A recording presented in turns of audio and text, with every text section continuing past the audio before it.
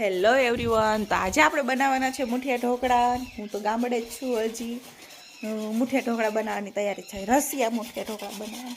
ચાલો હું બતાવું તૈયારી થાય છે. ગાજર નાખવાના છે, તો ગાજર ખમણનું. પછી જો અમારે ગામડે છે ને આવી દૂધી હોય. આ માર મામીએ કાંઈ પૂછતા આવું થઈ ગયું. એને છાલ ઉખેડી અને આવી કરીને પછી એને ખમણવાની. મુઠિયા ઢોકળામાં છે ને ગાજર નાખવું છે. એ ગાજર અમારા ઘરના થયા છે, તો ગાજરને ખમણી લીધું. હવે આવ્યો દૂધીનો વારો, દૂધી ખમણવાની. છાલ ઉતારે.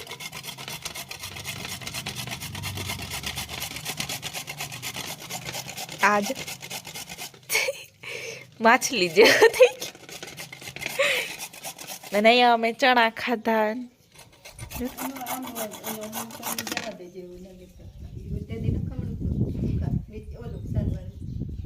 સલાહ આપે સલાહ.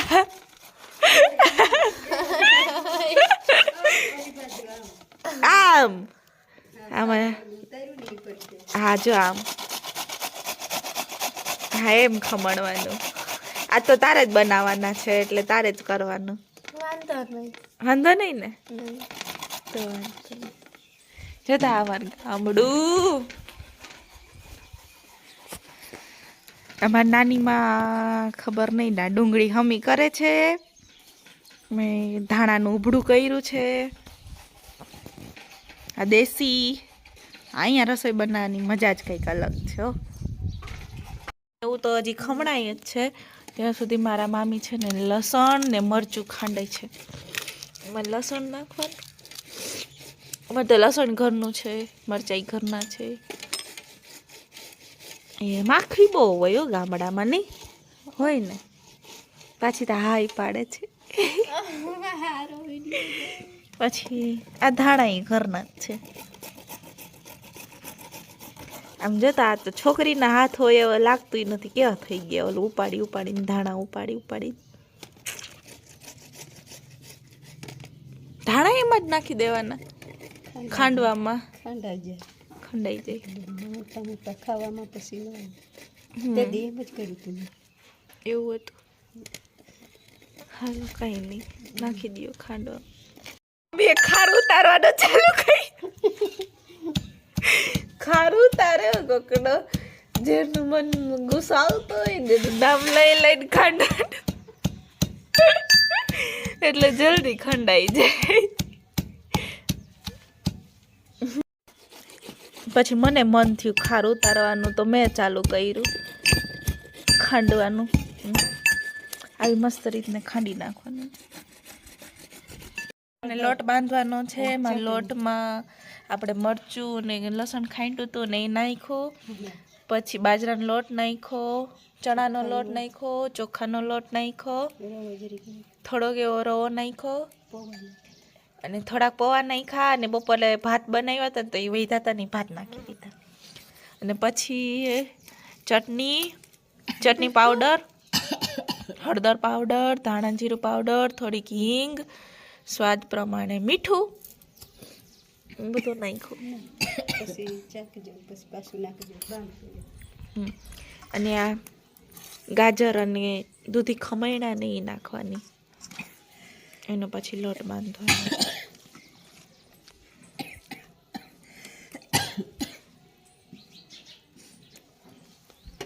ધાણા ભાજીવીને જ પછી તેલ નાખવાનું ભૂલાઈ ગયું હતું તો થોડુંક તેલ નાખ્યું અને એક લીંબુ નાખ્યું. એટલે આમાં તો તુવેરના દાણા દેખાણા રહીને. હા, હવે આ મેડમ લોટ બાંધે ને ત્યાં સુધી આપણે છે ને ચૂલાની તૈયારી કરતા આવીએ. ના એમ ઊંચી ના થા, તારું મોઢું નહીં લાવ. ચૂલો હળગાવીને તૈયાર રાખ્યો છે.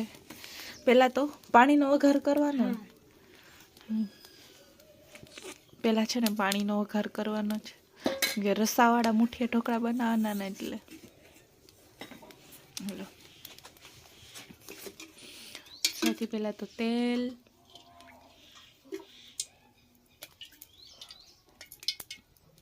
અમે સિટીમાં રસાવાળા અને ઓલા અને બધા ઢોકળા તો કરીએ પણ ગેસે બનાવવાના હોય. તો અહીંયા ચૂલે બનાવવાના.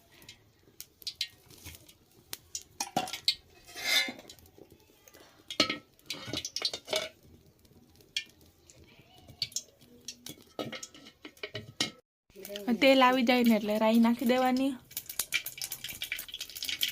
પછી રાઈ તતડી જાય ત્યાં સુધીમાં સૂકા મરચાં, લીમડો ને હિંગ ને એની તૈયારી કરી લેવાની. તાપ તો જો થયો. સૂકા મરચાં ને લીમડો નાખી દીધા. બહુ તાપ થઈ ગયો ને, બળી ગઈ રાઈ. બળી ગઈ ના ભાઈ ના હાલશે. પાણીનો વઘાર છાટા ઉડાવ.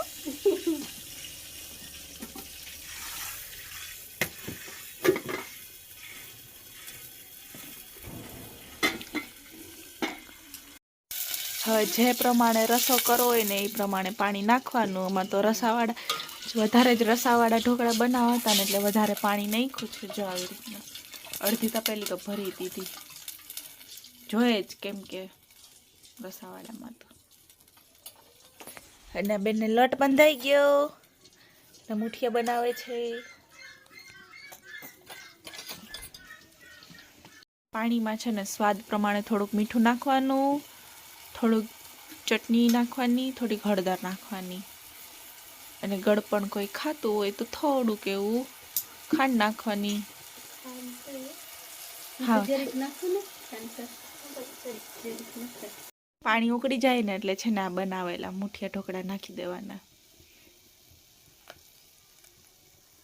એકી સાથે ઢગલો નહીં કરી દેવાનો. આમાં એ રીતના એક એક નાખવાના, નહીં તો પછી બધા ભેગા થઈ જાય.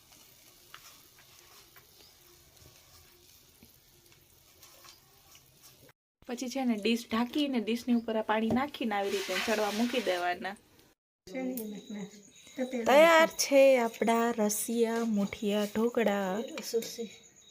રસો તો છે એમ તો. અમે તો 1 કલાક સુધી તો ક્યાંય ગપ્પા મારી આવ્યા ને ત્યાં સુધીમાં તો ઢોકળા ચડી ગયા. 1 કલાક તો ના લાગે, એટલે અડધી કલાક જેવું થયું તો ઢોકળા સરસ મજાના થઈ ગયા. હવે નાની માએ ઢોકળા ખાવાનું ચાલુ કરી દીધું. બા કેવા બન્યા ઢોકળા? સારા બન્યા હો, અસલ બન્યા. કોણે બનાવ્યા? મહેનત બનાવ્યા, આનો બનાવ્યા. હેલો અનુ.